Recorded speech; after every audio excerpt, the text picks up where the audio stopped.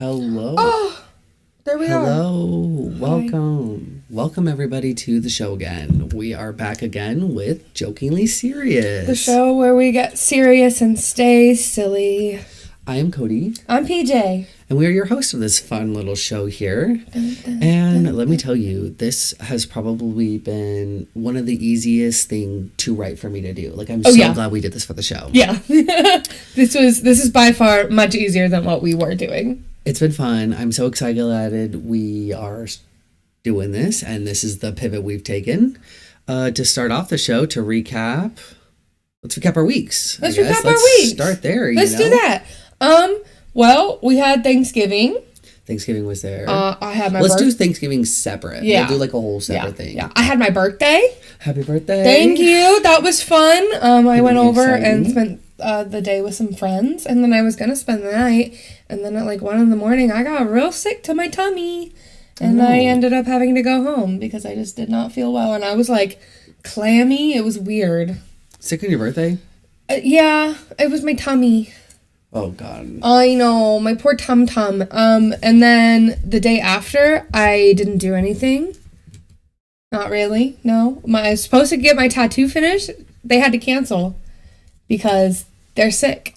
Really? Yeah, That sucks. I know. Dude, that they're happened. they're gonna text me when they have their next opening. That just happened to Janie too. I mean, she already got hers done, but they had to reschedule like the next day or 2 days later. Like everyone just had to reschedule that week. That sucks. Like, I we know. get so excited. I was so ready for it, but it might be a good thing because my tongue is still healing. That is So maybe one thing at a time. no. I will say during Pace the yourself. during the like the 3 weeks of me getting like all my tattoos, like I was just done being poked and prodded. Yeah. So like it's probably good to take. It's probably good to take a break and space it out and everything. Birthday. Yeah. We got to reschedule the tattoo. Yeah, and then my she's like my little sister. She stayed over last night. We had a good time. We got so high and watched The Cat in the Hat. Yes. The live action with I Mike love it. Myers. I know a little too much about that movie, actually. I would need to watch it honestly, because for the longest time when I was younger, I was so anti scary movie, only because I was terrified of the dark. And then the scary movies, I was really scared of movies that I could be the victim of. You know what I'm saying? So now that I've gotten older and like a little bit smarter and kind of can see things, like I liked It because I'm not a child. Like It ain't coming after my ass. I liked Insidious because that was like, personally felt like it was specific to that group, and I think that was when scary movies were like interesting to me, you know. And The Cat in the Hat is the scariest one of all. Don't even bring that shit up to me. It's my favorite movie, dude. You know all the drama behind the Cat in the Hat movie, right? I do. Okay, like it's I so do. crazy. So like I feel like everybody at home, like that movie was so good. It was such a staple to our childhood as well. Like it was The hilarious, writing? like the peak of comedy. Like genuinely, probably why I am the way that I am. Oh, like, yeah. subconsciously. Big time. But who is she? She's like the owner of the Dr. Seuss's pretty So much. it was is, like, Dr. legacy. It's Seuss's just, like, wife at Like, the time. And she already did not like How the Grinch Stole Christmas. The live action one with Jim Carrey. She didn't care for that very much. but it was perfect. But it was phenomenal. But she didn't think so. And then so when they did The Cat in the Hat and she heard that they were hiring Mike Myers, she was already big pissed. Like she was like, I don't like this man. I don't want him on this movie. And they were like, that sucks. They were. I do remember like kind of reading it, and they were like, she was very strict of like, listen, bitch, we're not fucking around. You are not to mess up this one bit. Like she was very strict of like how she wanted it, and they went. And then she Upset. didn't see anything. She wasn't a part of the script writing, nothing. She saw it when they had their it's like the pre-premiere for all of like the cast and crew and stuff for them to watch it. That's when she saw it. She got so mad that she told Universal that they were no longer allowed to make any live action Dr. Seuss movies, and she didn't even really want them making Dr. Seuss movies at all. So what they did, these sneaky bastards, they created a sub thing, a sub movie studio, and that is called Illumination Studios. And Illumination all know Studios is what Illuminations. brought us Horton Hears a Who, The Lorax, Despicable Me, and the Minions. So really what I'm trying to say is that the live action Cat in the Hat is the reason we have Minions today. Thank you so much. I love the all well-rounded circle of that. I don't know how we got here to the Cat in the Hat. Oh, I was talking about my week. I feel like all your weeks should always revolve around Cat in the Hat. But they should. If your life is not revolved around Cat in the Hat, actually, I have that that's movie memorized, dude. I tried to watch it, and you can't stream it anywhere for free. Yeah, you can. Where? I watched it on Peacock. I'm gonna have to look into that because I wanted to watch it, and I don't feel like I could find it. Yeah, I watched it on Peacock. That must be new. I mean, I'm not actively looking to watch Cat in the Hat all the time. It was You should. forever ago when I was looking to watch it, but Dude, getting high off your ass and watching that shit, that's a ride, dude. that's what I really want to do. It's like, one, I'm like, it's so colorful. It's so like out of the world. It's so weird. Like, how is this not a movie where you don't want to take a bunch of drugs and just watch and just enjoy yourself? Like, are you kidding me? And it's got a star-studded cast. Dakota Fanning is in it, a very young Dakota Fanning. It has Sean Mays. It has Alec Baldwin is in it. I know, honestly, it's very impressive. I love that movie. And of course, Mike Myers. Now I'm probably gonna just watch it for the rest of the day on today. It's so good. My week, however, has been extremely boring. Let's yeah, nothing has happened. I worked on Wednesday, Thanksgiving Eve. It is honestly like one of the busiest like drinking nights out there, like actively, because you got to think even New Year's Eve, like New Year's Eve where everybody is drinking on New Year's Eve. People are having New Year's Eve parties at home, so not everybody's going out. Thanksgiving Eve, everybody's kitchen is occupied with cooking or doing something, and so people can't be at home, so that's why they're out drinking, and so everybody has no option to really go out. Yeah. So I was stuck working, and my work made the dumb decision. I don't want to say it was dumb. I want to take that back. We learn. But I had help early on in the night when I really needed it the later of the night. So then once it got super late and it was super busy, I was just running around like crazy. But it actually then did make it worth it, so it was okay. So I was like, hopefully for next year it'll just get swapped. But yeah, I just was like super busy at work on Wednesday. Thursday was Thanksgiving. We'll get into that. Friday, Saturday, Sunday, man, I'm working. I'm working. After, see, and then it was like after the podcast, once we were done last week, I want to say I took a nap. I was so tired. I took everything down and I laid down.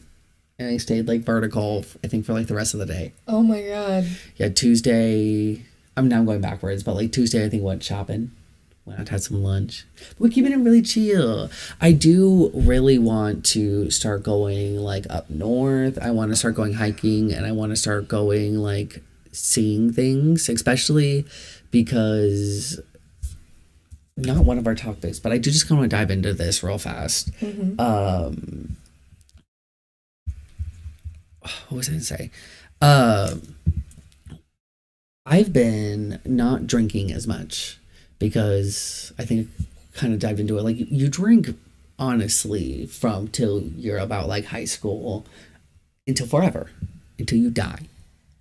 And I feel like I've hit that point where I'm like, I need to learn and figure out how to spend my money somewhere else, because I'm just getting bored. I'm getting very, very bored going to the same bars, seeing the same people, telling the same stories, doing the same things every single day. I do, however, like karaoke. I like going out and seeing my friends. So I don't want to like forever like just give up drinking, because I like doing those things, but I want to find a happy medium. And I also know that I like hiking. I like going and exploring. So I want to try to like find a happy medium where like I've got 3 days off in a week. If I do Monday and Tuesday, I go up north, go do somewhere, go find something exciting to go like look forward to each week, so that I'm like waking up and like feeling like I have a purpose to why I'm working every single day. Because I feel like that's kind of something we all struggle with, is like why are we getting up and working and doing the same thing every single day? So that'll actually like help kind of give me something to look forward to. And then we just drink on a couple days. But since I have a little trip coming up, I'm very excited. I'm going to Vegas soon. Oh, you're gonna get fucked up. Yeah, I'm trying to You're gonna save get all of my fucked drinking up. days for later. But That's since how I'm- that works. then you don't feel guilty. Plus, That's girl math. the reality of what happens in Vegas stays in Vegas is real. Like anxiety, real bad right here. Not a lick of it in Vegas. It don't matter. Nothing matters. There are no rules As long in as you Vegas. don't wake up in jail, you succeeded. Yeah. Like night successful. Yeah. And it doesn't matter how much money you won or lost at the casino. No. You still win. But yeah, so I'm trying to save up all my days, but I'm also trying to save my money so I can't just keep going up north or going and doing those things. So I'm just trying to stay at home. Yeah. And so my weeks are pretty boring. Yeah. I'm very sad. Yeah, I'm currently in a sober state from drinking.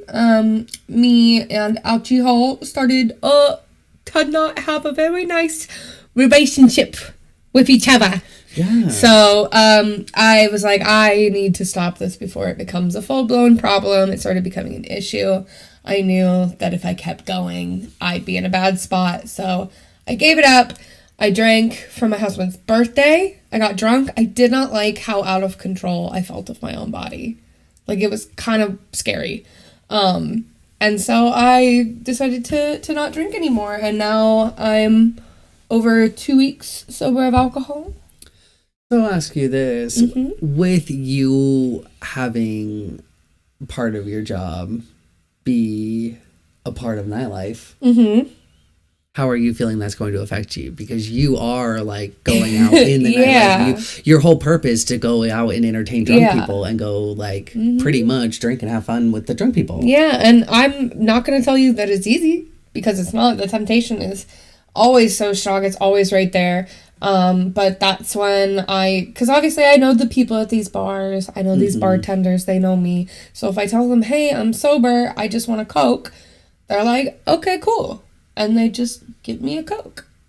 Everybody's actually super cool about A Coca-Cola. Yeah. You guys. Yeah. Don't get it twisted. But no, usually the bars are actually really good at, like, if you're like, oh, I'm sober, everyone's like, oh, no, that's okay. Can I get you something else? Like, do you want a mocktail? A lot of the bars make good mocktails. Even if it's just a good old-fashioned Shirley Temple. That's true. I gotta say, I drink a Shirley Temple at work every once in a while, and then hit good. The Shirley Temples are so good, dude. Well, that's still gotta be hard. Like, especially It just is. being around it all the time, is. and like, it's gotta like, in a sense, make your job a little easier. That you like the nerves go away. I know, at least for me, I'm trying to. That's why I want to stop drinking too so much, is because I don't want to use it as a crutch Yep. anymore. But I'm realizing like, oh, I can get drunk, and then I'm like easier to talk to people. It's like I just feel more like easygoing. But I'm like, no, I am easygoing. I just gotta like put down those walls first. Whenever I did a show, I would have, I gave myself a 2-drink limit, because it's usually whatever bar you're performing at, you get 2 free drinks as a part of your show pay, basically. So I would get just my Malibu Pineapple, because it's not a very high alcohol content, and it tastes good, and I'll drink 1 before/during the show, and then 1 after, while I'm packing up. And then I'm not drunk, I feel fine, I'm good to go. That's true. And that's a good way of kind of keeping too that you are like not getting too fucked up Yeah. while you're out, because Yeah. that's the last thing you want to do is like get so hammered and then you're a sloppy mess up there and nobody wants to work with you. And I've seen it. But no, it does get easier as time goes on. Like I said, the temptation is always there, but Yeah. my willpower is strong. Girl, we love a girl with strong willpower. Well, so let's dive into this Thanksgiving now. How was your Thanksgiving? What do? You got multiple Thanksgiving? You want to go to one? Like, tell the people. So my Thanksgiving was a little different this year. Ooh. Before, we used to go to my Aunt Jan's for Thanksgiving, me, all my cousins, all the grandparents. But since my aunt and uncle retired, they've been like RVing around the Midwest and shit. Okay. So we don't really do the big family get-togethers anymore. Yeah. So we just went over to my grandparents' house, my dad's parents. My mom's dad came with. Had a bit of a rough patch in the day. But then I went over to my soulmate. I love her so much. She's been my friend since high school. She is wonderful. Shout out to Shen. She invited me over to her family's Thanksgiving, and I fit right in. And now they've invited me to their Yule, so that's exciting. Yule. That was fun. Yeah, their Yule. Yeah, my grandma made really yummy food. They made a delicious turkey. She did not make me my potatoes, however. You were talking about the potatoes last week. Yeah. She did not make me my potatoes. However, they did have potatoes au gratin. And she made, and this made up for my lack of potatoes, I'll tell you what. It was a cornbread casserole. It was like cream corn mixed with like the Jiffy cornbread mix. And a couple other things, like some cream cheese and stuff. And then she put cheese on the top. Hit my microphone, Jesus, I'm so sorry. She sprinkled like cheese on the top and then let it cook and brown in the oven. I think I've heard about... Dog, it was so good. And then I packed up my leftovers, right? Good sized portion of that casserole, some potatoes. I got myself some pie, some homemade whipped cream that my grandma made. Put it in the fridge. My parents said that they would take it home. I get home. I go to put my other pie that I took home from Shen's in the fridge. You know what's not in there? Is it not there? My leftovers! Oh, no. Oh, the casserole was so good. But then when I went over to my friend's house for my birthday, they also had a cornbread casserole. So I was kind of excited about it. I think I found my new favorite food, and it's really easy to make too. Okay. So like you can literally just mix a can of creamed corn with stuff and boom. So are you gonna bring some over so we can try it on the show? Yes, I would love to. I can do that for next week. Do you want to do that for next week? Be a lot of fun. Do you want to make next week like a food centered? Yeah, let's do a little. We'll brainstorm. It'll definitely have some of that food in there, and we'll do something a little fun, a little fun for us, a little fun for them, a little fun for everybody. Well, that sounds like fun. It sounds like it sucks that you didn't get your leftovers. Yeah, it does. But when I went over, is it retrievable still? I think so, but my grandparents just live like 30 minutes away from my house. So now it's like, is it worth it? So probably.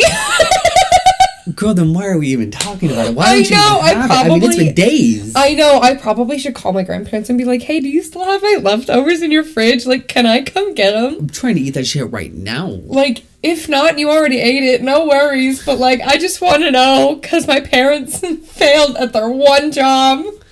I would be crying, especially if that was, like, all of your leftovers. Like, that was your plate that you're taking home. Because when I tell you that day was not great for me, like emotionally, like I was having a tough time. I'm not gonna get into that here because it's a bit personal, but it was just not a good day. So like for me to come home after having a rough start to the day and then a good end to the day, just to see that my leftovers weren't there, soul crushing. I cried. I literally sobbed about it because I was so sad because I just wanted my cornbread casserole. I would have been that would have sent me. That would have been. It was my 13th reason, actually. Yeah. I would have pulled a Hannah Baker. Yeah. It's taking over my fucking leftovers like that. I swear to God. My Thanksgiving was a little different. It was calmer. Yeah. It was cooler. It was collective. We don't do anything. Let me tell you, what I've learned at an older age, Thanksgiving is boring as fuck. I fucking hate Thanksgiving. Honestly, I love the food, but it's fucking boring. You don't do fucking shit. And like, it could just be my Thanksgiving. Like, we have a smaller size Thanksgiving. Like, I do hear a lot of people with like bigger family, and they're like, oh my God, we do all this fun things, and we do this stuff. And I'm like, I don't know, maybe a family just never like done anything else besides eat, but like we literally get together, eat, talk, leave. Yeah. Boom. Like there's nothing like exciting or like anything. And I'm like the only kind of like on my dad's side of the family, it's me and my brother and my sister. And so it's like I see them all the time. My brother and sister is not a big deal. So it's like we're hanging out with I hang out with them. But it's not like I'm going and like seeing people that I haven't seen for like in a while, or it's literally just my grandparents, my dad, and then like my uncle and my aunt. And it's all the same people. We're doing the same thing. Like it's just we all gather, eat, gather, leave. Like there's nothing like games. There's no like anything. Do you not watch the parade?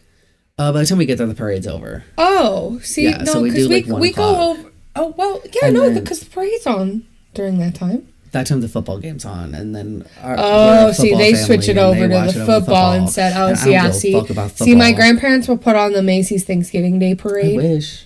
And then I actually had a friend that was in the Macy's Thanksgiving Day parade. I didn't realize it until later, but he played Peter Pan on one of the Disney floats. Yeah.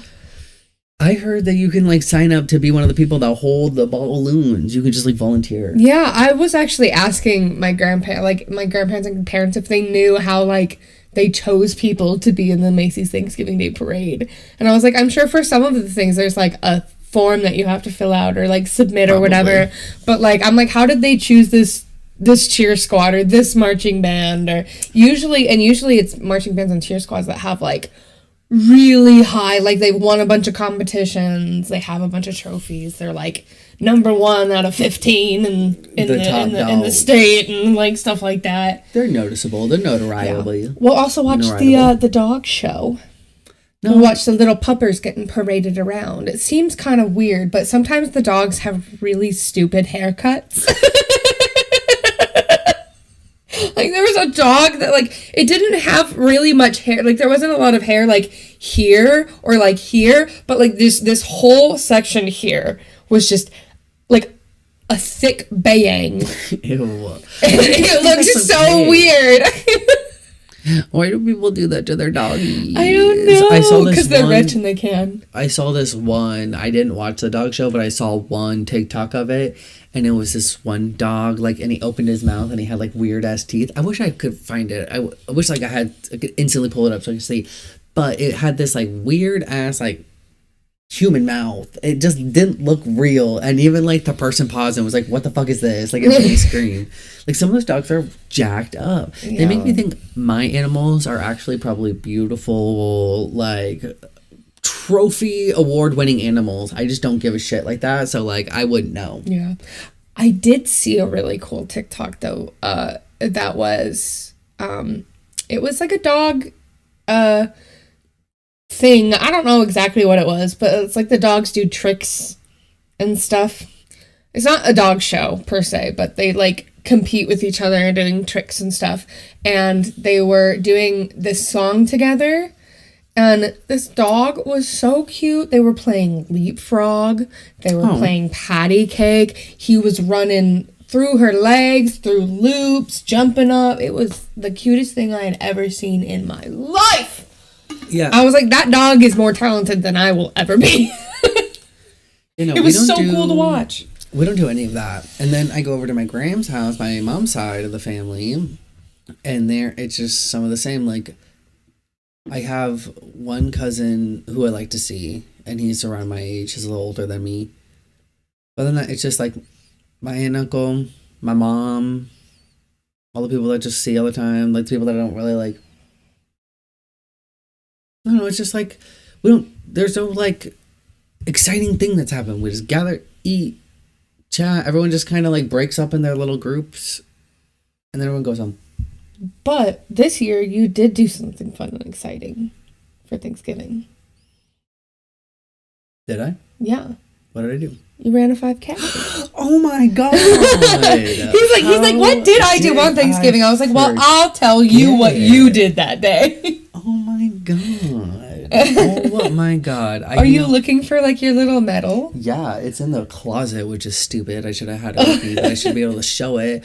I ran a fucking 5K. I'm so proud of you. It was so much fun. I stayed with my mom. I was really proud of my mom too for doing it. So my goal here is to run a marathon. want to run a marathon at some point. We'll get more into it into the show. But so I signed me and my mom into a 5K for Thanksgiving because we're like, oh, heck yeah. Like, that's things that people do, turkey trots. And my mom's like trying to stay healthy and like work out more. So I thought she'd be down because she goes running every day. Yeah. So we did it. We did a 5K in 38 minutes, which is a 13-minute mile. Wow. And I was very proud of my mom because I pushed her to run more than what she would have done. So I'm really excited to sign up for another one because now I want to like run it myself and see what like my time would be. Yeah. But it was really exciting to like be back into like the big crowd when you're running too, and you're running with a bunch of people, like the sounds of like everyone's like feet hitting the ground and just like the like collective breathing, like just all those things that like I got used to back in the day running for school, like cross country in high school and like elementary school. Like the things that I forgot that I actually liked, like those little nostalgia things. I was like, oh my God, I listened to this like every single weekend before, like every single Wednesday. It was really nice. It was really fun. It was actually like genuinely, I'm looking forward to like the next little race that I do. I'm going to start fucking racing. I'm going to start having medals. I'm going to start putting them up in my bedroom. I'm going to be like proud of myself and shit. Hell yeah. Hell yeah, dude. I know, dude. I was like, I watched one fucking movie and now I'm all motivated and shit. And now I got to do some crazy shit. But I'm glad you said that. That also, let me tell you guys, I was actually really glad that I didn't end up going out after and drinking Wednesday night after work. I went home, I went straight to bed because I had to go do this race in the morning. After the race, I felt like I had a free pass to get as fucked up as I wanted that day, and I could eat as much food as I possibly could. Hell yeah. I just ran a 5K, dude. I could do whatever the fuck I want. You're allowed, yeah. I went out and I bought me a bottle of vodka. I bought me some Red Bulls. I pigged the fuck out on all the desserts, on all the food. I got super turned. Like, I made Thanksgiving my bitch. It's boring as hell, but I made it fun. Hell and yeah. That's what I have to make it fun. Hell yeah. Yeah, my when I was at Shen's house, they made it fun, and like I was so sober. Like I was just drinking water and like some root beer, and like everybody else around me was getting slizzard. But they still made it really fun, and I had a good time. I know. Well, and then Thanksgiving ends, right? Yeah. Like, we have the Thanksgiving and Black Friday happens. Yeah. And, dude, I didn't bother. I was genuinely kind of expecting it all to be, like, hype. Everyone's still going to go out. The deals would end up being kind of okay. All the TVs. Man, I saw all the TikToks of everybody, like, not a single TV sold. And I went and looked, and I actually was really looking forward. I wanted a new TV. My TV's old. It's like, I don't know. I got it in 2016. Yeah, I got it in 2016. Mm-hmm. It's now 2020, almost 4. Oh. Like, I like it. But all these new TVs, I watched some TV on like a brand new TV, and it looks like that person's like in the box. So I'm just like, I work hard for myself. I want to kind of get me a new TV. I'll get me a new TV for Black Friday. I want a 65-inch for like $200. $150. Like, that's what I was wanting. My grandparents are currently holding on to a 65-inch TV for me. Really? Yeah. I have, mine right now is a 55. And it's great. Like, the size honestly is perfect. There's no reason, I don't really need a bigger one. But I'm like, if I'm getting a new TV, you're gonna get a bigger one. Be bigger, you know what I'm saying? Yeah. And so I did actually find one decent size. It was like a 65-inch TV for like $2 something, but it was one of those like Walmart brand TVs or like one of the like Roku TVs. And I was like very determined. Like, it's like, I want a sharp. I want like one of the good ones. But those still were only like $100 off. Oh. I'm like, what the fuck? This is a Black Friday sale. What the hell is this? They were still asking for like $800 for a TV, which I'm like, I understand regularly. If I'm gonna go buy a TV on a fucking Wednesday, normal afternoon. fucking Wednesday, sure. This is Black Friday. I should be pretty much having to fucking fight people to rip them out of people's hands, and it wasn't. It was very sad. People don't do that anymore. They just do all their shopping online. I did a little search today before the show started, just to kind of peruse the deals for Monday. You know, like, for it's Cyber Monday, yeah. Cyber Monday, more deals. Whoop, whoop, whoop. Walmart was up to 30%, up to 45%. Yeah, let Be so fucking real, dude. Let the silence really sink in on that one. What? What? Those are regular deals. Those are just Also- shit's just always on 30% off. It's a Walmart. Oh, you know what? I got this jacket at the Walmart. You know how much it was off? 100%. 5-figure discount, babe. I'm not condoning the. I'm also not, but all I'm saying is that it was a nondescript black sweater that was small and thin enough that it could have easily fit in my purse. PJ's finna get a. But here's what happened, right? Did you know that PJ stands for Pat Johnson? Shut up. So what happened was I was in the sweater section because I needed a jacket. I just wanted a black nondescript jacket for this As we all do. winter season. And there it was, just on a random lone hanger, like not where it's supposed to be. No tags. Not a single tag in sight. So you know what I did? I put it on. So it must be free. I put it on. We walked around the Walmart a little bit. We paid for the rest of our things and we left. Plot twist, it's not actually Walmart's jacket. It was some lady's jacket that she just sat down for a second and forgot it. Well, that's her problem, and now it is my jacket. So I do not condone 5-finger discounts. honestly, Unless Walmart, it's from a giant corporation like Walmart, in which I think case, it's Walmart. Honestly, just don't get caught. I don't know. I just don't know what the rules are about talking about stealing. Well, because online. they have you can steal up to a certain dollar amount before it becomes a criminal offense. I think it's It's $100,000. I think it's $10K or $10,000. Yeah, it's something kind of ridiculous. So this sweater probably was only $15. Probably cost $9,999.99.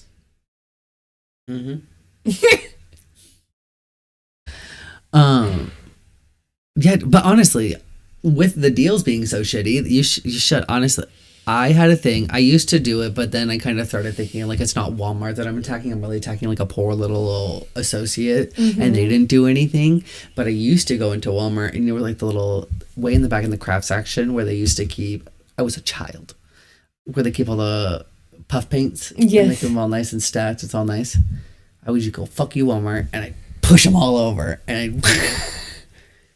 Now that I'm a working adult, I realize that it's a poor human being, a regular person that has to go and fucking do that shit. So I quickly stopped doing that one. But I used to do that, and I thought, my little self, I thought I was getting Walmart.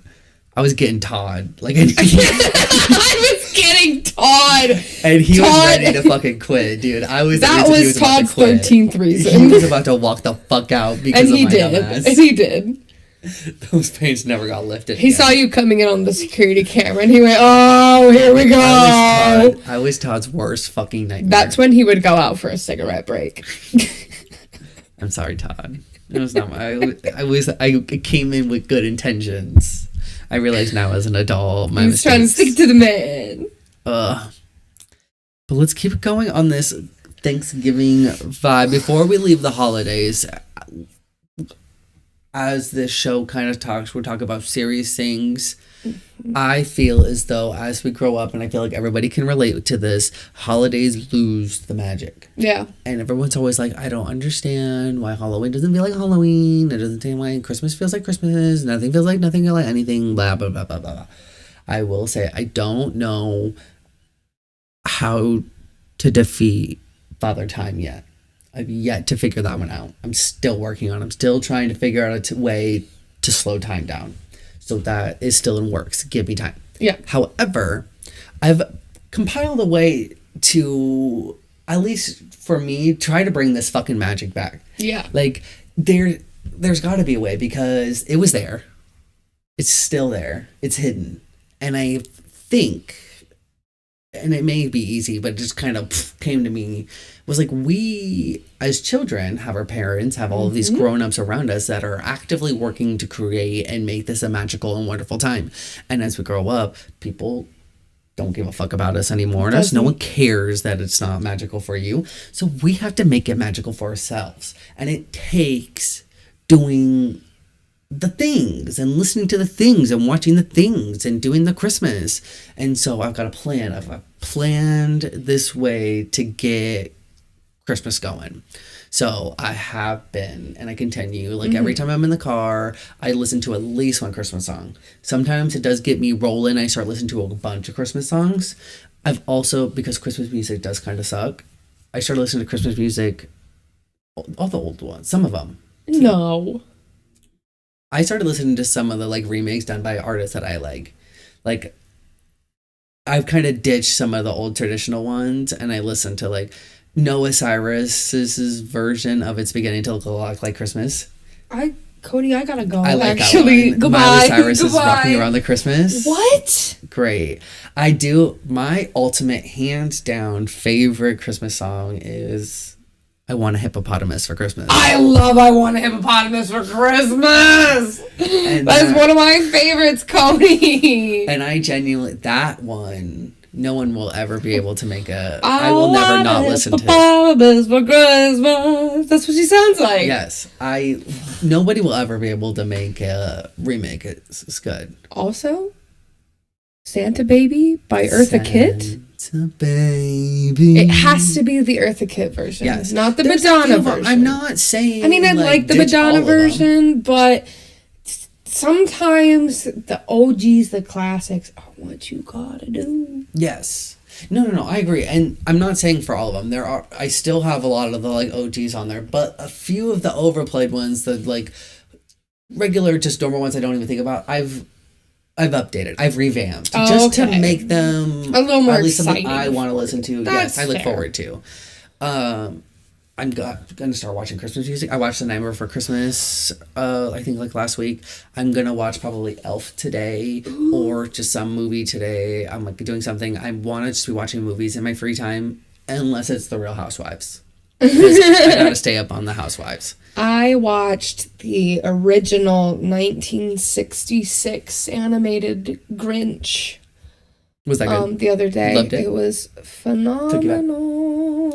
And I had a giant cup of hot cocoa with marshmallows in it to go with it as I was writing roasts for my birthday show. Okay, is it just me? But I also remember being younger and watching The Wizard of Oz all the time during Christmas time. Yeah. I just it's remember, not a Christmas movie, but it's a Christmas movie, but right? here's the thing. Wizard of Oz is one of those movies that just anytime I went somewhere, at some point it would end up being on. Mm. Like, it would just randomly come on whenever we would put it on. But I understand what you're saying when you say it has that. I feel like I have a distinct memory of like it's Christmas time and watching The Wizard of Oz when we're younger and like all the time. And I'm like, for some reason, I think that's also too. It was like a census of like, yeah, people watched Wizard of Oz during Christmas time. Did they? Even though it's not like a legit Christmas. I don't know. I could just be fucking making shit up. We would watch A Christmas Story because there's a channel that plays it for 24 hours straight. Maybe that's My what mom I'm hates that movie. But every time a bell rings, an angel gets its wings. Shoot See, your but eye that's out. the thing. It's like, you watch that fucking movie. Like, you gotta watch it once. Like, it's those things. It's like listening to Mariah Carey's All I Want for Christmas Is You. You have to listen to it once. Like, Yeah. it's those things. So, like, I'm going to fucking Glendale Glitters. I want to go to gonna do Glendale Glendale Glitters. Glitters Do you this want to year. go together? I am going on a Tuesday with... I don't have it planned, but I was talking to Janine and one of our other friends at work about going, and you're more than welcome to come with us. Yes. I haven't been to Glendale Glitters. I think the last time I was at Glendale Glitters, I was in Glendale Glitters. Oh, like really? I did She on was their the glitter. stage. On their stage, I was a part of like a performing troupe. Ooh. And we did a number on the Glendale Glitters stage. I know it's been a long time, and for everyone that doesn't know, it's pretty much this thing in Arizona. It's like at downtown Glendale. It's just a Christmas gathering. Yeah, Christmas festival. They decorate all the trees and stuff with lights, and they put up big old Christmas trees, and they have like Santa there, and a bunch of like Christmas performances, choirs, theaters. Yes, like I'm like those are things I want to go to Christmas festivals. I want to go do things. I want to go like look at Christmas lights. I want to go drive around. I want to go buy some hot chocolate. I'll get my car and drive around and look at Christmas lights. I actually just saved a TikTok, or was it an article? It was one of the two on my phone about a map of like 100+ places in Arizona of like people's houses that they've submitted for like some light show or whatever. Yeah. So there's a bunch of people here in the valley that are like have decked out homes, and I'm gonna map that shit out and I'm gonna go look at those one night. I want to go do some Christmas DIYs and like Christmas crafts. I want to make some fucking. You want to make a snowflake? I want to make a fucking snowflake. Let's make some fucking snowflakes. I saw one of my coworkers had she showed me a picture. She's making yarn gnomes. Little cute little gnomes made out of yarn. And I was like, that's so cute. And I was like, why are you doing that? You do this all the time? Like, is this a tradition? She's like, no, I saw them online. I thought them cute. I thought I'd make them. Then they're fun. I'm like, that's Christmas spirit. Making Christmas crafts. Like, I gotta start doing that. Like, these are the things where I'm going to put my best foot forward. I'm going to feel Christmas, and I'm going to do the damn thing. And I'm also going to Vegas in December, so I'm going to try to see all the Christmas stuff in Vegas. Yeah. And we're just going to fucking do it. And I'll report back in January and see how it feels. This Yeah. Christmas is for our last Christmases. Because here's the goddamn thing. The magic can't be dead. No. It can't be dead forever. We just have to bring it back because once we turn 18, the responsibility Is ours. is ours because we're an adult and that sucks. But sometimes as an adult, you gotta do things that suck. And let me tell you, you're gonna be fucked up if you think I'm about to have kids to bring the fucking magic back. Fuck them kids. Closed. Closed for business. I hate the children's. I mean, I'll just say it. Like, can I start listing off the reasons why I don't like kids? They're Like, stinky. they stinky, they smell, they're sticky, they are not entertaining, they're useless, they don't pay bills, The they amount don't of contribute. saliva that they produce at any given moment is just way too much for me. Honestly, The way always they got weird shit on their drink, face. The way they drink, they just be gulping it like it's like their life depends on it. They cough like, And like, yeah. there's just Mouth too much. wide open right in your mouth. And you're like, dude. Mouth wide open. Mouth wide open. All right. Well, this is our show. So we got to have a little back and forth. Pixie, Yeah. PJ, Yeah. has got some categories. I do. We are going to start putting in some, not categories, but segments. Some new segments as we go and find our footing. Find our footing, find our format Yeah. for the show. But I thought it would be really fun. Because as I said last week, I like to turn on music for the vibes. To kind of set the tone and the mood for the day. So I thought it would be really fun if we each picked a song that kind of correlates to the kind of week we're having, or kind of like what your vibes were for the overall week. Is this something we're thinking about throughout the week? Yeah. Yeah, just as our week goes on, just, by the time we get to Monday, just a nice song that kind of encapsulates the overall feelings that you had that week, whatever your biggest feeling was. Because I know for me, my biggest feeling, I was sad a lot. Like, my borderline was borderline and hard. Oh, so what song would you pick for this week that just happened from the past Monday we got together to now? Mm-hmm. What would the song of your... So I actually made an entire playlist about just songs that relate to me having BPD. And there is a very specific song. Let me find it. Oh, Walking on Broken Glass by Annie Lennox. It's a very upbeat song, but it's talking about how you have to be careful and how you're walking around on broken glass. So it's Okay. yeah, it's like really fun. Let me see if I can't pull up the lyrics so I can Read them here. Yeah. You were the sweetest thing that I ever knew, but I don't care for sugar, honey, if I can't have you. Since you've abandoned me, my whole life has crashed. Won't you pick up the pieces? Because it feels just like I'm walking on broken glass. Oh, Soleil. Mm-hmm. Mm-hmm. That's how I be feeling this like week. that. Yeah. Yeah. I think there's this one song I actually am thinking in my head because it was like a light week. Like, honestly, I feel like I had a good week. Yeah. Like, genuinely, I was feeling pretty motivated. I went hiking on Saturday. I've been up, I've been walking the dog, I've been trying to keep things clean and sticking to a routine, which has really helped. And there's a song, I wonder if I can pull it up fast enough. It was on a commercial in the 90s, I guess,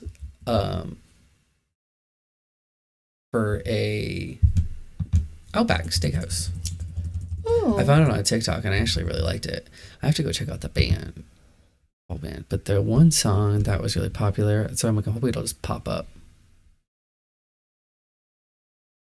Their band is called, apparently a lot of people know about it too, because I just found them out, but of Montreal. And it was called Wraith Pinned to the Miss. Definitely look it up. You know, we can't play music here on the show. Yeah.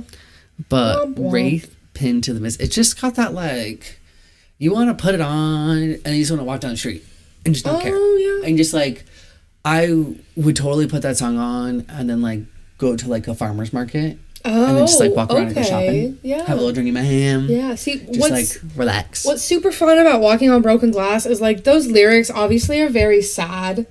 Like it, like when you just read the lyrics, you're like, oh my god, that's heartbreaking. So you expect the song to be slower and like no, but it's like walking on broken glass. Like she's talking about how hurt she is and how heartbroken, but she's like, ooh, supporting, ooh. And that was basically my week. Is I was like, oh my god, but like you can have highs and lows at the same time. And literally, I did.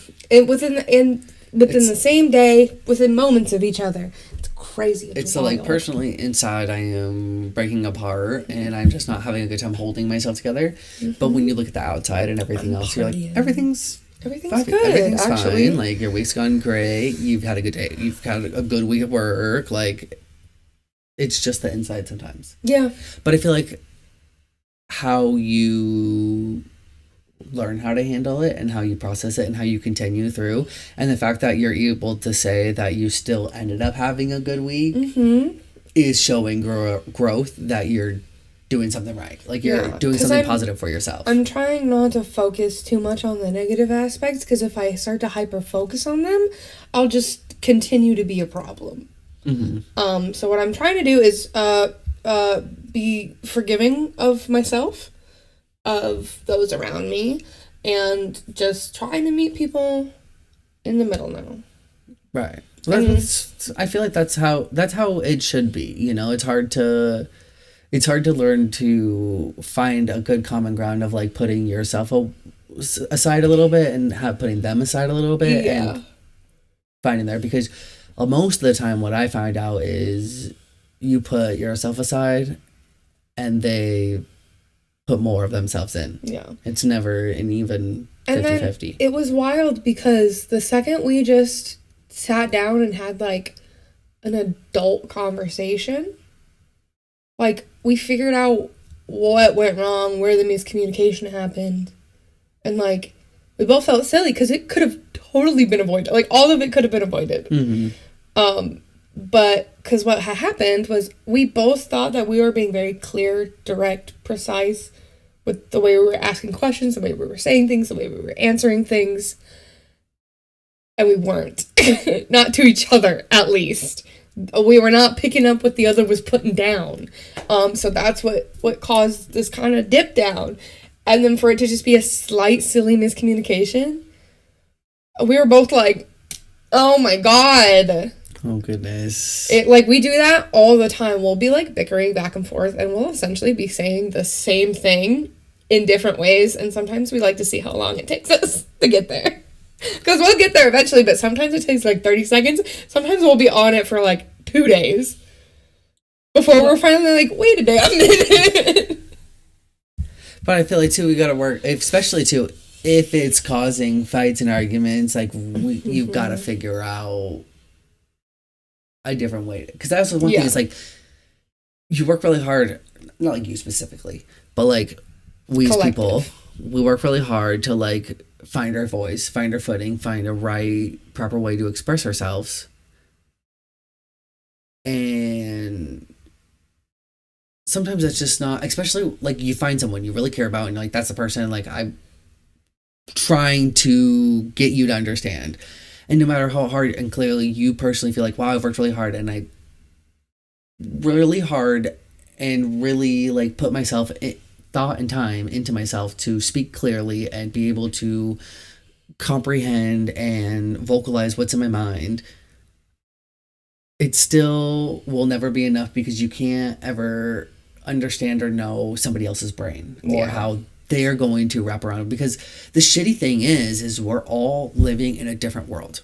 Like no matter how close you get to somebody else, no matter how in sync you could possibly be with somebody, like there's still, no matter what, there's no way you can see or understand how somebody else is like interpreting and taking in the world.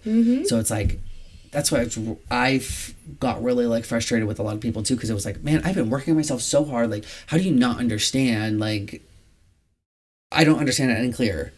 And then it's like, oh shit, well, it's like, it's not anything wrong that I'm doing. And then when you get it explained to you, it's just, yeah, people take things the wrong way. People take tones incorrectly. You just go so quick to, I think it's like, people work so hard on themselves, so then it's like, so quick to defend themselves. I was about to say, we instantly jump on the defensive like that. And that's where the issue then it lies, which is why we just basically have to learn how to communicate with each other. We have to find the ways of communication that work for us. And sometimes it's going to feel a little silly because we may feel like we're talking to a child, or he may feel like he's talking to a child, or what have you. But like, we have to find out how to communicate with each other if we want things to keep going on the up and up. Oh my god, the dog is screaming.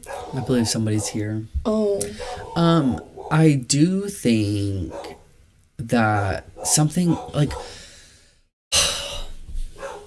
sorry. I got so distracted. You good? Like, I was actually really sad because I had something locked and like chambered, and I was ready to hit you with like another like something hard, but and then the dog started going, and now it's gone forever. It's fine. It's fucking fine. It'll come to you like an hour later, and then you'll have to text it to me.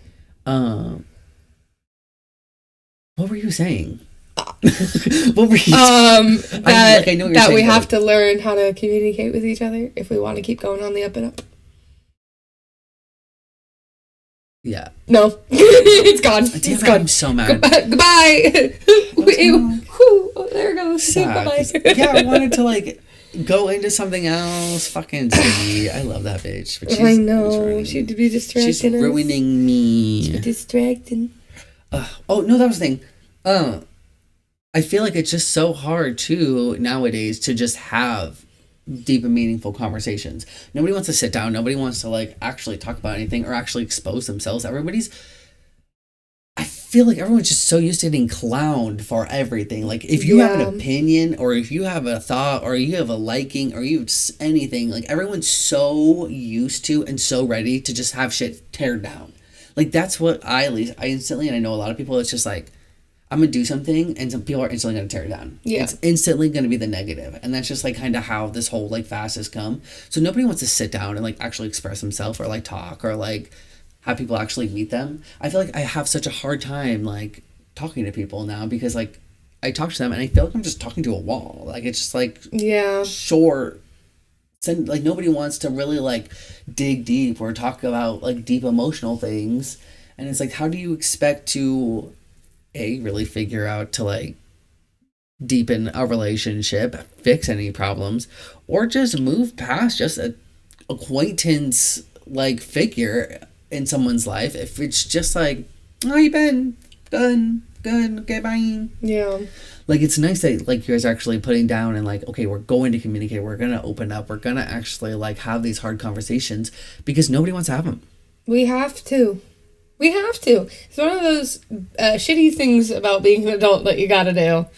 Is have difficult conversations. It doesn't matter how hard it may be. And here's the thing. It's okay if in that middle of that conversation, you need to take a break.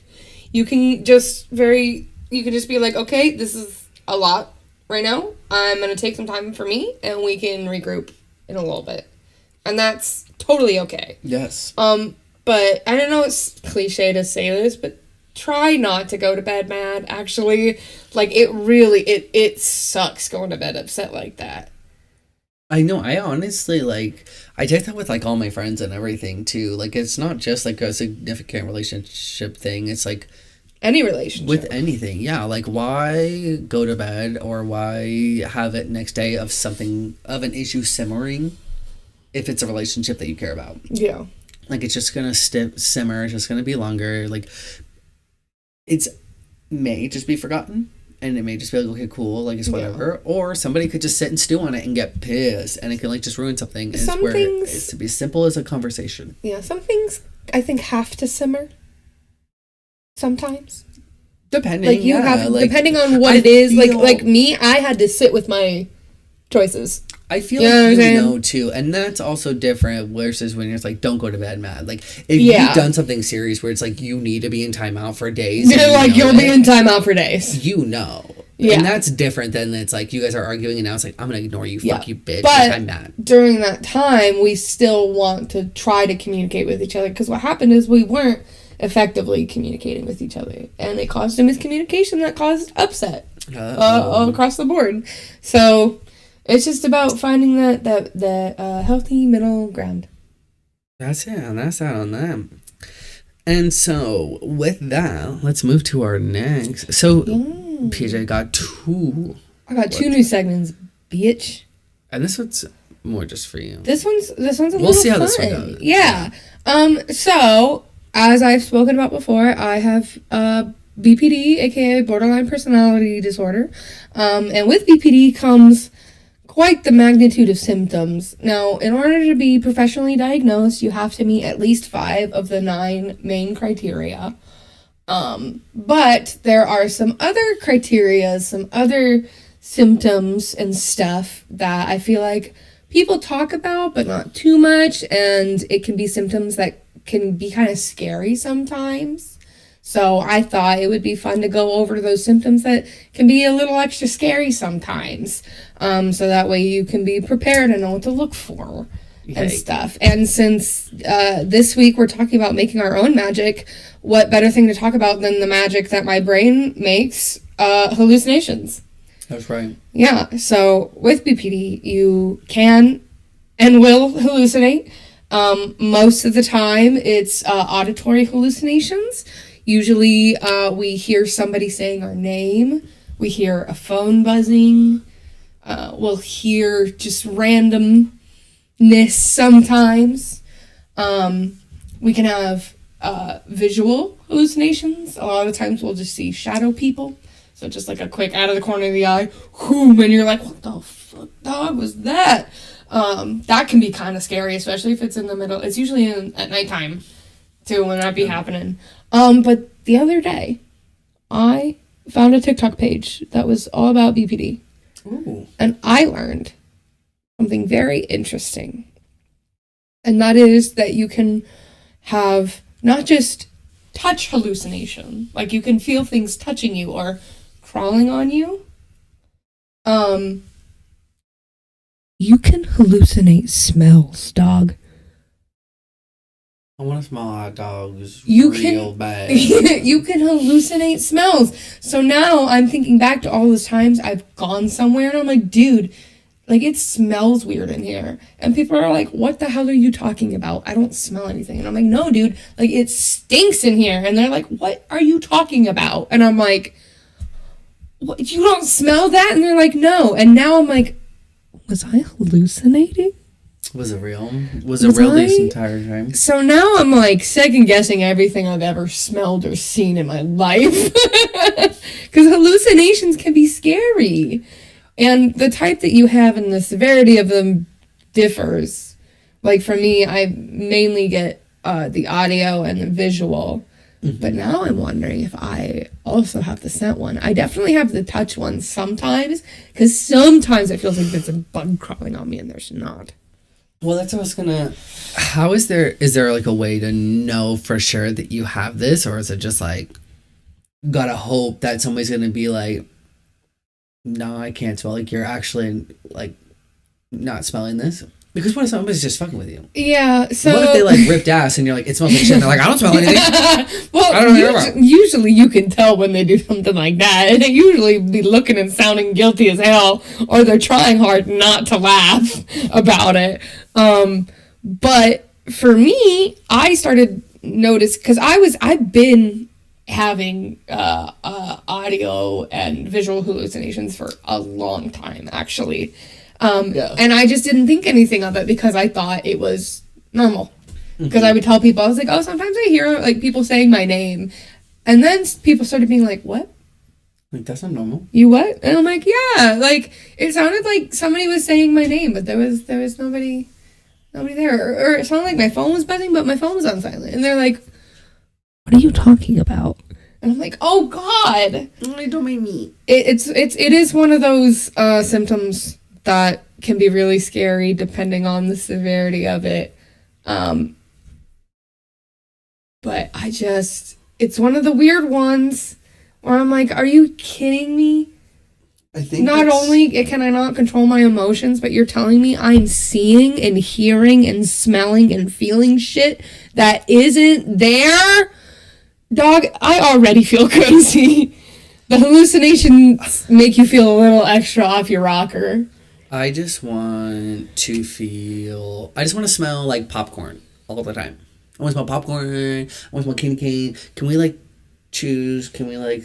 I wish. Can you like go hack into like the mainframe of your brain and like activate like a certain scent?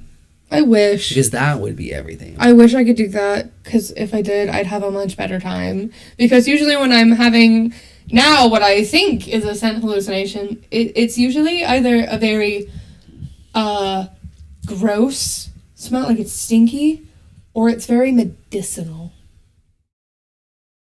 Speaking of stinky, my farts have been smelling like rotten eggs lately. Like, it's been bad. Like, I don't know what's going on. What, did somebody crawl up there and die? I think maybe because of Thanksgiving and, like, me eating deviled eggs. Oh, it's the sulfur in those eggs. Like, I'm nervous. I don't know how to help you, dog. I don't know how to help you because I also have tum-tum issues, and I was not having a good time this morning. I know, it's been rough. I'm hoping that they're kind of over, though, because it's been a while. But they were not kidding. Like, I was tooting, and, like, I had to fucking walk away. Like, it was bad. Like, they were rotten. Do you ever rip ass either so smelly or so loud that it scares you? So, in the morning time, every morning, like most mornings, majority of the mornings, I don't know what it is. I don't know if it's just me rolling around. I don't know if it's because I'm a fucking mouth breather. I fill with air. Like, I fill with air. And they don't stink. I promise. Like, these ones don't stink. I never smell them. But I fart so fucking loud and so long in the morning. It is like a thing. Like an active thing. It's like, no, like, I go out of my bedroom and my mom's like, Are you good? Are you okay? Like she hears it from her little office and it's so loud. She's like, I turned around and I expect you're right there and you're not. You're sleeping. It is every morning. It's like every single morning. I don't know what it is. I've actually thought about like creating a funny little TikTok and like kind of rolling over and being like, good morning, and then video recording all of my farts. They're so loud. I'll make a video. I'll like create a compilation this week and we'll see it next week. Dude, no, I got in my car the other day. I was getting home from work. I got in my car. I sat down. I knew I had to fart. I was expecting just like a little ladylike poot. Just like a little toot. Just like a little, you know. No. No. It was so loud, I jumped. You got scared yourself? I got scared. You pulled a Wendy? part because it was so loud and it felt like it was rumbling my car. It was so bad, and it wasn't just like a little. It wasn't like a short period of time either. It was long. Like I was like scared I had shit my pants level fart. And then it smelled so bad. Are you sure you didn't shit your pants? I didn't, because I went home and I checked and everything was clear. But dude, I was like, I don't know what I ate. I don't know what crawled up my ass and exploded. It needed out. But it needed out. I think I exercised a demon. I had shit my pants one time by trusting a fart. Never. I was in high school. Never again. I was at cross country practice, and I was coming from a run, and luckily I was in my little short shorts. I was running, and I was like right by the trash can, and I was like, oh my god, my tummy hurts, I have to go. And I had felt the toot, and I let it go. And I knew, like, I didn't even need to see. I just knew. I was like, you're like, that was done. You're like, I. So I was run, and I get into the bathroom. And I just, like, I'm not thinking about it. I just instantly go, pull down the pants, start shitting, and look, and there's shit in my underwear. And I'm like, oh, fuck. And then I go and I look up, and I'm at a park where, like, the stalls aren't a full stall. It's, like, a half-cylinder wall. So I go and I'm looking around, and they're all stalls. I'm in the women's bathroom, shitting my pants. And I'm like, oh my fucking god. And now I'm like, oh my fucking god, I got shit in my pants, I got shit all over my butt, and I'm shitting. Please don't let a woman walk up in here, and I'm just gonna be here, like, shitting, and there's no hiding, like, I'm just out exposed. Like, so you're just gonna see me, like, hey, like, taking a shit. So I had to, like, quickly finish pooping, finish wiping, and then I didn't wait for anybody to get back. I just quickly got into my car, and I left, and I ditched. I threw my fucking underwear in the trash, and I ran. I was gone. Out. It's bad. Yo. And that was the time I left my poopy underwear at the park. Oh my god. What the fuck? It's like, okay, so in like cross country, pooping is, like, talking about pooping is just such a normal thing. Because when you run, you have to poop. Like, it just running. I wouldn't know. Do I look like I run? Do I look like I know what running is? She's a runner. She's a track star. The only thing that's running is my poop. That's the only thing that'd be running, dog. That and my tears. Oh, yeah, no. We have a lot of poopy funny stories. I knew one guy who pooped in someone's lawn because they wouldn't let him use his bathroom. It was like a high school kid, you know, it was like a kid. He ran up, he was like, hey, can I use your bathroom? I'm with like this cross country team, I really like to go. And they're like, no. He went and shit in their lawn.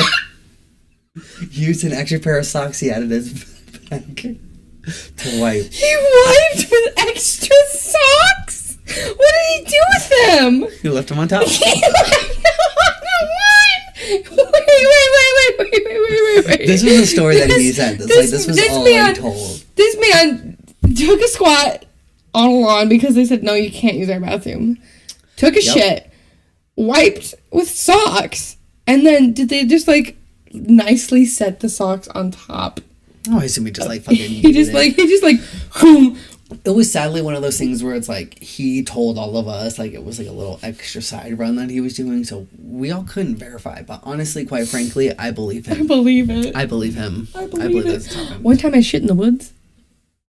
Girl, we all shit in the woods. It's like a funny shit in the woods story. Yes, because it was I was at Girl Scout camp, and you had to use the truddy system at night, which means you had to bring 2 friends with you to go to the bathroom, because there's like some weird there's safety. There's safety in numbers. And our cabin was the farthest. I'm sorry, can we pause? You're in the woods. What is 3 little girls gonna do to a fucking mountain? I know. Ooh, 3 little girls with flashlights, dude. Right. Like what am I gonna do? Honesty, I'm 12. Like.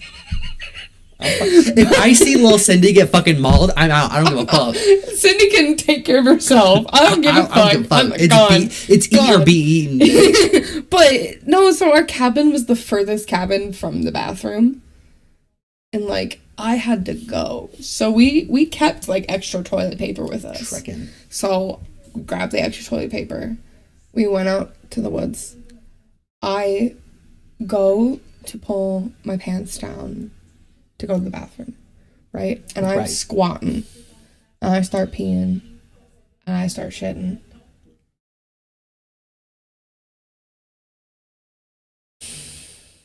And then a counselor. I thought you were going to say you fell in. No, a counselor comes up. And is like, hey girls, what are you doing? So you didn't go to the bathroom. You just were like, I'm a shit.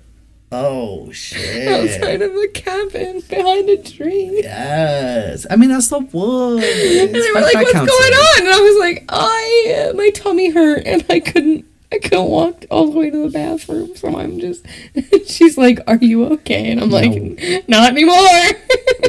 Not anymore. Now I'm just thoroughly embarrassed. Being held up, just shitting and being talked to. Listen, if I'm shitting, don't fucking talk to me. Like, even if, like, in that situation, like, that's why I'm like, I want grown-up mind in, like, my child little body. Dude, I would have been a fucking menace. Like, someone I'm going to shit. I'm like, don't fucking talk to me. I'm shitting. I'm shitting. I'm having a poo. Are you good with that? My biggest fear is popping a squat in the woods and doing it on some poison ivy. I'm worried about just, like, encountering poison ivy. Quicksand. I thought I it was know going to be a it's much bigger problem in my life. 100%, right? I know that's said all the time, but I'm like, because it's a true fact. Like, the way that we were all actually talked about, like, in that shit. Like, I was ready to just constantly be dipping and dodging. Bobbing and weaving. I've never seen quicksand for real in my life. The only place I see quicksand, movies. I know. I want to experience. I've actually heard, too, that it's not that hard to get out of. No. Which I'm like, that's also made me sad because I was expecting, like, it's like a death sentence, like a slow death sentence. Like, once you're stuck, you're gone forever. No. It's literally so slow, you can literally walk out of it. Like, the only way you're going to sink down into it is if you just stand there. And just let it take for you. a while. I'm like, that's it, I give up. Because like in movies, it's like they step in and then all of a sudden they're up to their waist and they're like, help! And that's not accurate information. Right, like they can't even move. Yeah. Bullshit. Okay, well, you want to kind of move to the last subject here? Yeah. I mean, we've kind of already gone through over these in our own little way. Like, I need to get I need a purpose in life to get my ass up. Yeah. Boom, I'm running a marathon, bitch. Oh, that was one thing I did kind of want to hit later on and talk about. So, I need a reason to get up every day. You know, I'm like, we're just working. I'm getting up, I'm going to work, and I'm going to bed. Like, there's got to be something more to fucking life. So I watched this Netflix movie called Nyad. It was about the swimmer Diana Nyad in the 70s. She was a long distance swimmer. She did a bunch of shit. She like swam the fucking Manhattan River, I think it was. She swam like all these crazy distances. And then when she was 28, in 1979, she tried to swim from Cuba to Florida, which is 100 miles, a 60-hour swim. She couldn't do it. Fast forward 30 years in the future, she's 60 years old. She decides she's going to do it again. It takes her 4 more tries. On her 5th attempt, when she's 64 years old, she swims from Cuba to Florida, 100 miles, fucking takes her like 50-something hours.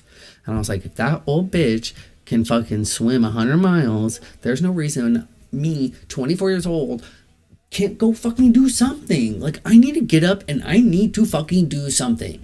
So I was like, I ran in school, I ran in high school, I can run a marathon. That's what I'm going to do. That's what I'm going to start with. That just logically sounds like, okay, I'm going to run a marathon. And it's going to take me a while. Like, I don't have, like, I'm not going to do it next month. I'm just going to, with this 5K on Thanksgiving.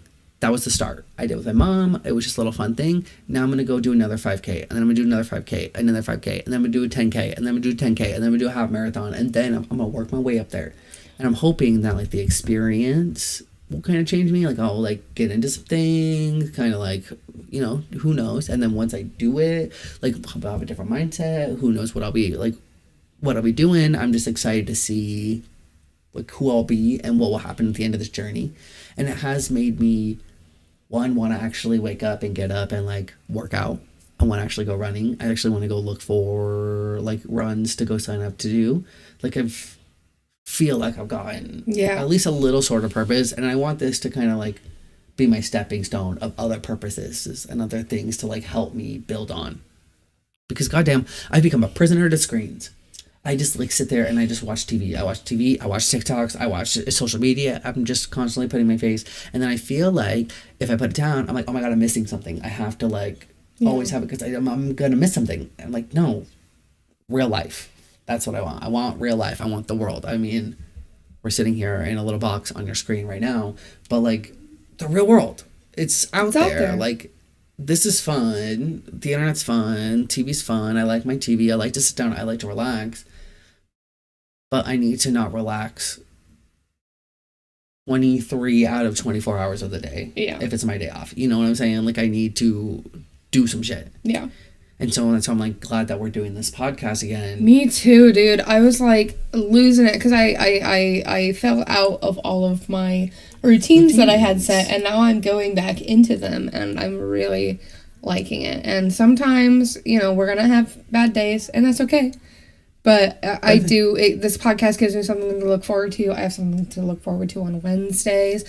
Like the Wednesday before Thanksgiving, I was supposed to go to karaoke. I did not feel good. My tum hurt. So I had to stay home, and it made me really sad. And I think that did not help feed into everything that went down on Thanksgiving. Yeah. And I think though too, those are the good things though you need to be finding is like I felt like this week went by really fast. Yeah. I felt like during the week I made the clips for the show. I was promoting the show. Like, it gives me things to work on. And it's like, that's what you have to do. You have to find extra curricular things that you want to work on. It's different when you're being forced to work on something versus when you want to work on something. It doesn't feel like work. Yeah. So just like, that's where I'm at. That's what I'm doing. And I was like, I felt like this week was a really good week. And that 5K on Thanksgiving was just like, tip. And now I'm like ready to start my actual like marathon running. And then after a marathon, you can do a triathlon. That's what my brother said too. And I was like, well, let's calm the fuck down, guys. What is in a triathlon? It's running, biking, and swimming? And swimming. It's fucking crazy. Sounds like a lot of no thank you to me. Yes. I like swimming, but not like that. All right. So for our final little segment here to wrap up the show, this will be kind of popping in and out of each show just so it doesn't get too boring, but it's fun. It's Thanksgiving, it's Christmas. I felt like this was the perfect time. I have compiled a couple Am I the Assholes for the holidays, and I figure we will read them here and give our opinion because I feel like I found some really good ones. So we'll read this one and we'll ask Trix. I wish, bitch. What just came out of your mouth? I was gonna say PJ, and then I also said Pixie, and then I don't know. Trixie came out. I don't. Did you have a stroke? Maybe. Do you smell toast? I want to eat toast. Oh, me too. Okay, are you ready? Yes. These are some good ones. Okay. A lot of these I wasn't going to put in because I was going to skip, and then I read them, and I was like, ooh, juicy. Okay, so this one says, am I the asshole for not following tradition in Thanksgiving? Hi. No, that doesn't matter. So, to start this off, I, 27 female, have been dating my husband, 34 male, since 2018. We got married 3 years into our relationship, 2021, and things have been going extremely well. We have spent 4 years of Thanksgiving at my parents' house. This will be the first we choose to spend it at his parents' house. When we got there, my mother-in-law, her mother, and both my sister-in-laws were in the kitchen, all helping each other with food. Me and my husband went in there and talked for a bit. My mother-in-law asked me if I would like to help out. I said, not right now. Would it be okay if I come back soon and help out a bit? She very nicely said that it would be totally fine and told me and my husband to get us something to drink and hang out with the men and the kids. My husband gave me a nasty look and said, you're not even going to help? His mother said that they were more than enough people helping, and she just asked me in case I wanted to help with the cooking, but that they all managed just fine. He grabbed a beer for only himself and went to the living room. I did the same and followed after. I ended up helping them with setting up everything on the table as well as I wanted to help out just a bit. His mother did not ask me to do this, neither did my sister-in-laws. Dinner went extremely well. We talked a lot, and I really liked his family. When me and my husband got in the car and he started mumbling, when we got in the car, my husband started mumbling really angrily at me. I asked him about 3 times what he was saying before he blew up at me. He told me that it was their tradition that the women in the kitchen are in the kitchen cooking, that I disrespected his mom and her own house by acting so entitled. We ended up having an argument about this whole thing, and he has not stopped insisting that his mother, in fact, is offended by this. I have not talked to her about this. She did not tell me anything about being offended either, but I know his mom is a nice woman who would never want to say anything bad about someone. So I am starting to think that maybe I really did disrespect his mom, and she just don't have the heart to tell me. So am I the asshole for not following traditions? I feel like I was an asshole because helping out would not have been that hard, and had I known the outcome, I would have just stayed and helped out. Now, here's some edits that you have to get into, because that was the original story. Yeah. And so now it's kind of like, no, even still, like, she asked. The asshole. Yeah. But now here's some extra that even is just the cherry on top. Edit. I don't know if this will help my case, but I'm working as a nurse and I just come off from an 18-hour shift and directly went to my mother-in-law's house. Hence why I was not that keen on helping out with dinner. I could not get the day off. Don't know if that is even relevant or not. It's just like my reasoning behind this. Edit 2. I've seen many people thinking this, and I have tried responding to the comments, but I did not completely ignore or disregard the female side of my in-laws. I was sat in the kitchen talking with them for most of the time, but I also went out to make small talk with all the other people.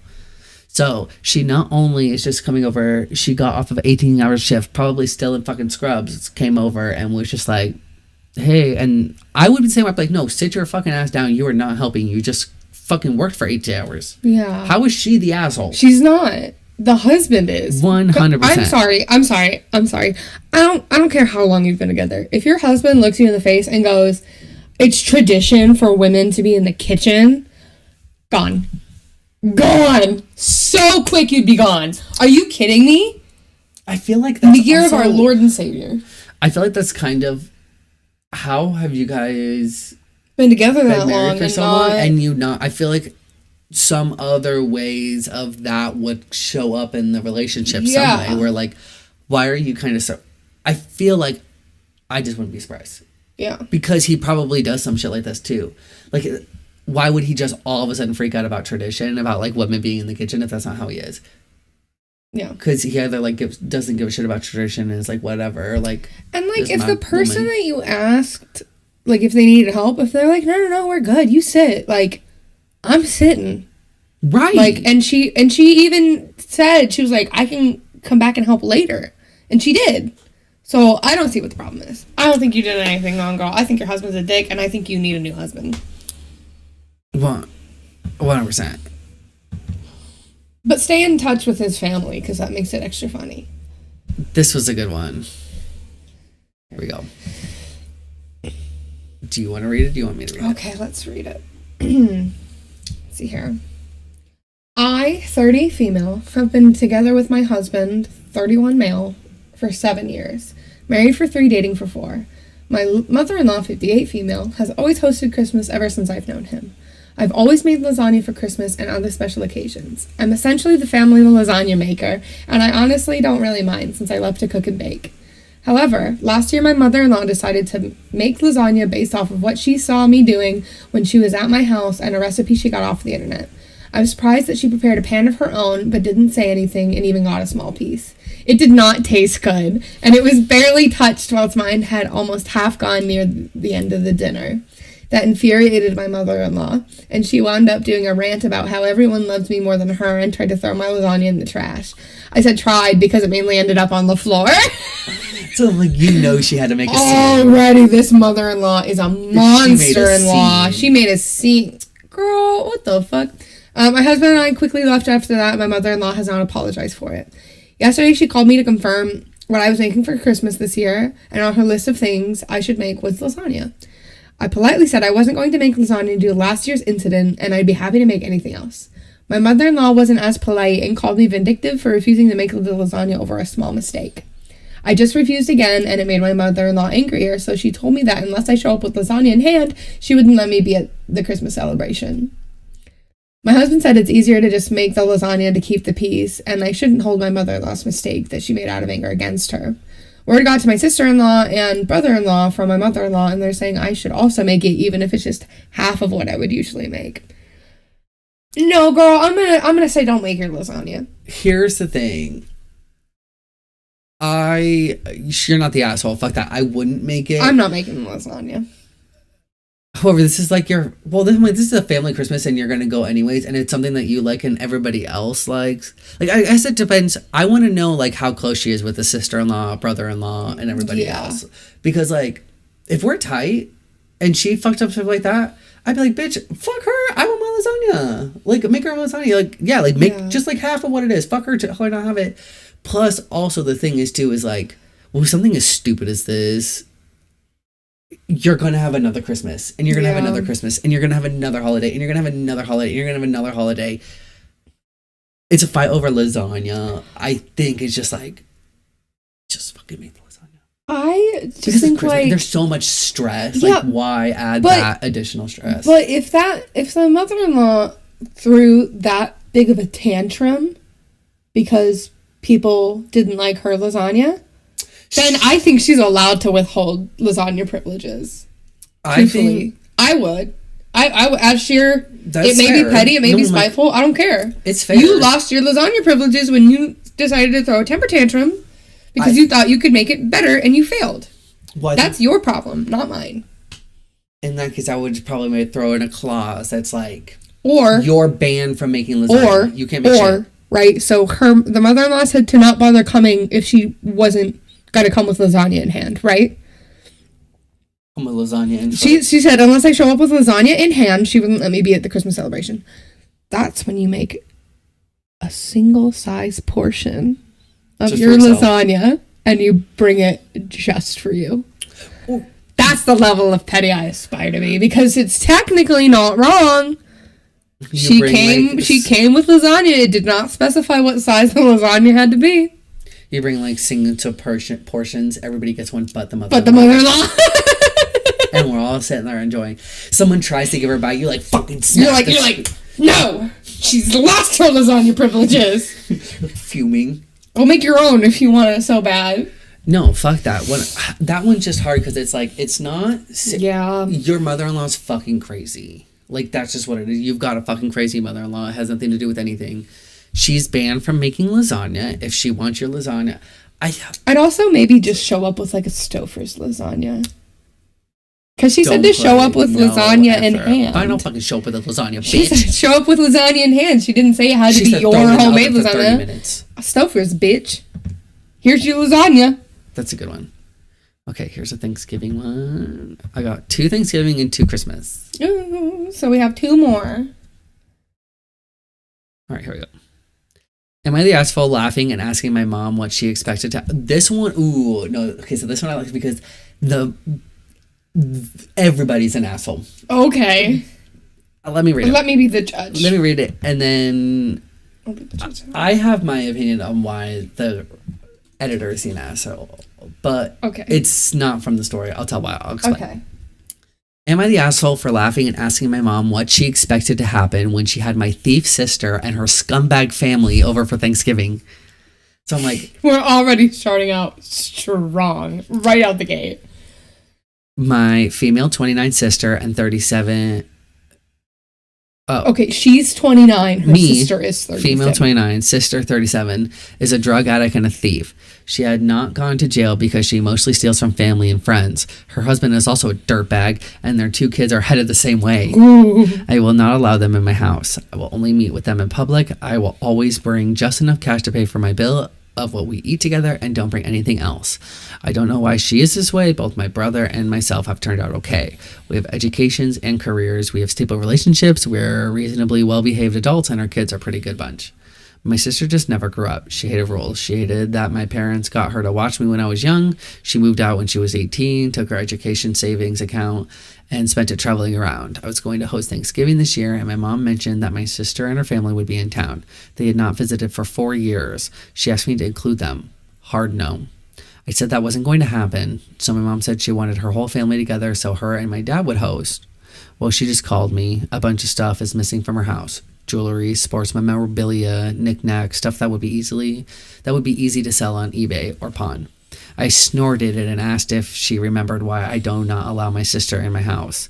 She said that when I allowed her to stay with me, she stole cash from me and her kids stole my stepson's video game. I asked her why she thought why they wouldn't steal from her. She thought I'm being cruel to rub it in when all she wanted was family time. So listen, everybody's a fucking asshole. Like, yes, the sister and the drug addict family is like an asshole. You're stealing shit. That's a hard no. You shouldn't. But like, this sister has some deep rooted issues she has not gotten over. She's salty about some shit, and she's making everybody else's problem.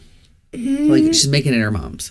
Like, you can have everything, but you ain't got to be a dick to your mom because she wanted to do the nice thing. Like, you got hurt. Like, you did the wrong thing. I tried to help you out. You don't gotta, like, because from what she's writing and how she's writing about her sister, I know she's not going about this like, oh no, why, mom, you really shouldn't. Okay, like, I told you not to. She's probably being like, mom, I fucking told you. Da, da, da. Like, this is what, and like, is being vindictive. Like, I could be reading far into this, but it sounds like it's all a very vindictive family. She might be a little vindictive, but I feel like if her sister has this habit and has always had this habit, like, if her sister just isn't a very good person, if her brother-in-law is not a good person, if their kids suck, I feel like you're then more than allowed to be like, dude, no, like, you know what they're about, you know what they do, you know what's gonna happen. And then if mom goes and does it anyways, I don't think mom's allowed to be shocked that things went missing. I don't think mom's allowed to be upset that I'm like, I fucking told you. Well, that's the thing, I don't, with how this is written, I don't think it was like, I fucking told you. You know, like, how, like, if you would, like, if your friend got, like, fucked up and you're like, bitch, I told you. Like, come on, let's get your shit together. Oh, you think she's more of, like, I told you this would fucking happen. And being a fucking bitch about it. And it's, like, being mean and being mad at her mom. Well, I think she's mad at her mom for even letting her come in. And it's, like, you can be mad about the stuff that you want, but, like, if your mom wants to have a relationship with her daughter, like, you have to understand it. Like, if she's gonna get bit in the ass, you got to be prepared to, like, help your mom. Like, if it's a continuous thing, you know what I'm saying? Like, saying, if it's, like, every single, like, week there, she's just, like, actively getting money and actively coming over and, like, getting stuff stolen, then it's, like, you're biting yourself in the foot. But this sounds also, too, it's, like, the first time that, like, her mom had her over. Like, she was even like, why do you think she would be different? Like, you wouldn't steal from her. Because that's your mom. Like, I don't know. You would think it'd be different, like, stealing from, like, everybody else. Well, what I'm wondering is if the sister has... Because it says she mostly steals from family and friends. So then her sister has had to steal from her mom before. True. Like, so I feel like the mom knew this was going to happen and did it anyways, and then went... What I'm getting from it is that she told her that stuff was going to go missing, that she's not going to be in my house, she's going to steal things... Like, if you invite her over, she's gonna steal things. And then a bunch of stuff went missing, right? Mm-hmm. It feels like the mom was going to her to be like, she stole things, I don't understand. So it feels to me like she warned her mom straight up, she's gonna steal from you. And her mom is now like, what happened? That's what it feels like to me. I feel like we're missing some context. I want a lot of, like, how did you guys grow up? Not, like, in this situation, but, like, the relationship between the sisters. Yeah. I was like, I'm looking to see if maybe the original poster posted something else in the comments. But everyone's kind of rightly not the asshole. Like, and I mean, Greg, you're not the asshole. Like, you did the right thing. You knew what would happen. You took the precautions. You kept your distance. That's definitely not, like, you are not the asshole for that. I just am digging a little deeper into this story, and I'm kind of like, I'm just psychoanalyzing of these people, and I'm like, oh no, I feel like I'm watching. I think the chunk that's missing is how her mom told her that stuff was missing. We need to know watch how the combo. Her mom told her, like, if she called and was like, well, she stole things, and then you go, I fucking told, like, that's a problem. But if she, like, calls and is like, I don't understand what happened, right. Like, all of our stuff is missing, like, if she's playing victim, that's the big piece of context I think we are missing here to know whether or not Poster is being vindictive or not. But then that's kind of what just I said. I feel like with a post like this, if her mom was, it'd be like, and now my mom is playing victim, and the Super 7 doesn't understand why she's being posted. But instead it's just like, I asked her why she wouldn't steal from me. She said I'm being cruel to rub it in. So she could have just been like, yeah, she stole from me. Like, this is the stuff that she took. Kind of fucking sucks. And then she's being like, oh, what the fuck? I feel like we really can't know unless we know how the mom responded. I want to know if she responded with like, well, I want to stuff's gone, or if she was like, oh, my stuff, like, I just wanted to spend time with my family, you know, my stuff is like, there's context missing here that I don't know. So I understand where you're coming from. I see yours too. And yeah, so I think we're just missing that little bit of context. But overall, I wouldn't say you're the asshole, no. No. And I've asked Jens, no, definitely not. Yeah. This is a good one too. Last one, equipment. Last one. Okay. I, 35 female, have been married to my husband, Joey, 36 male, for 2 years and dating for 4. I have a daughter, Emily, 13 female, from a previous marriage, and Joey has a daughter from his ex-wife. Her name's Sophia, 14 female. My family has a family tradition of giving an emerald necklace that's passed down from a mother to their eldest daughter or son on their 14th birthday. Joey has known this since we first began dating, and that I plan to give it to Emily. We've been discussing Christmas gifts recently, and Joey brought up the necklace. He said it would be nice for Sophia to receive the necklace since it would show her that I truly accepted Sophia as my daughter. And it's, in Sophia's words, gorgeous.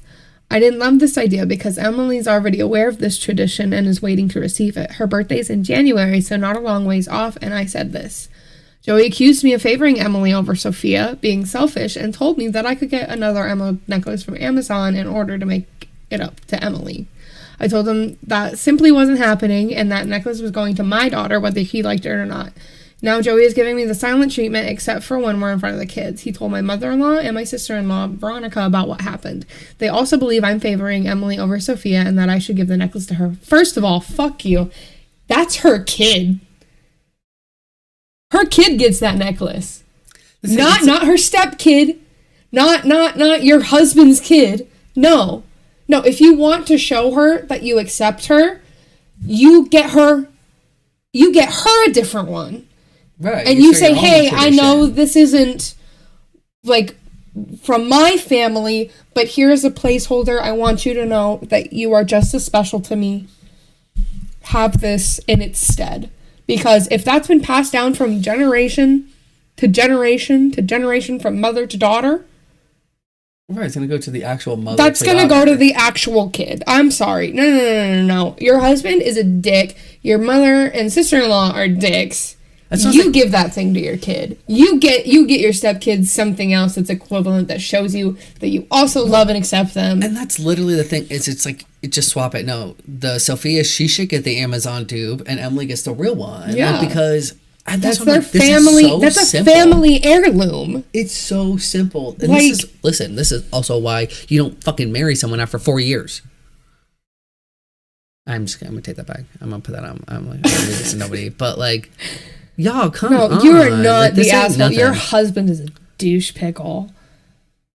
I'm favoring Emily. So then why... That's your actual... Okay, but why aren't we flipping the script, and why is Joey able to favor his daughter but not Emily? Yeah. So why does Sophia get to feel included but not Emily doesn't get to feel accepted in? Because she gets shit taken away. Now she gets to feel like she's being replaced?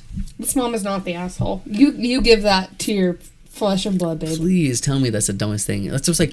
I was reading through a lot of these, and I was trying to like specifically find the holiday ones.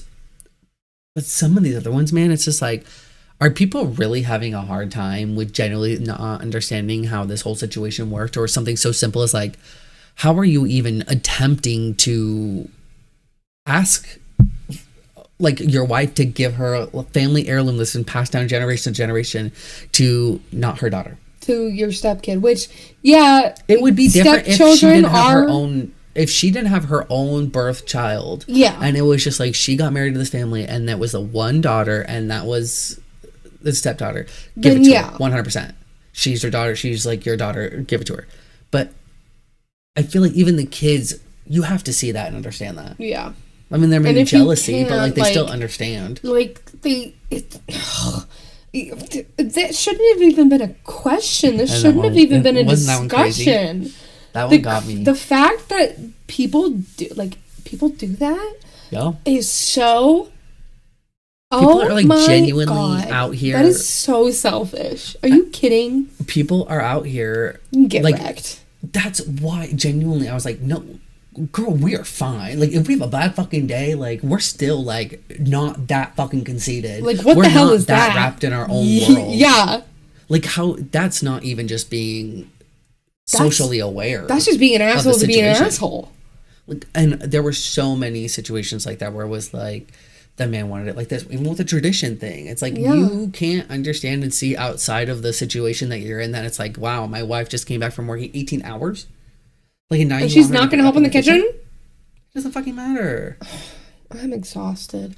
The moral of the story is men are stupid and I don't respect them unless they're gay. So, Cody, you're safe. High five. Well, I think that's it, folks. Thanks again for tuning in to another episode of Jokingly Serious. The show where we get serious and stay silly. That's that on that. We will be next week around the noon o'clock hour. Around the noon o'clock, 1 o'clock, whatever time o'clock we decide and get ready. You know We're us. going to be, I feel like us aiming for 1 seems like a good. I agree. That's a really good idea. And then next week, food. Yes, next week. Food episode we're next gonna week. have a special excitement. We'll talk into that. We'll get at everything. In order to bring in December, we'll start December off right with food, babe. Hell yeah, girl. Maybe we'll do some like Christmas cookie thing or something. We'll figure out something. All right, guys. Well, thanks for tuning in, and we will see you next week. Bye. Bye. See you later.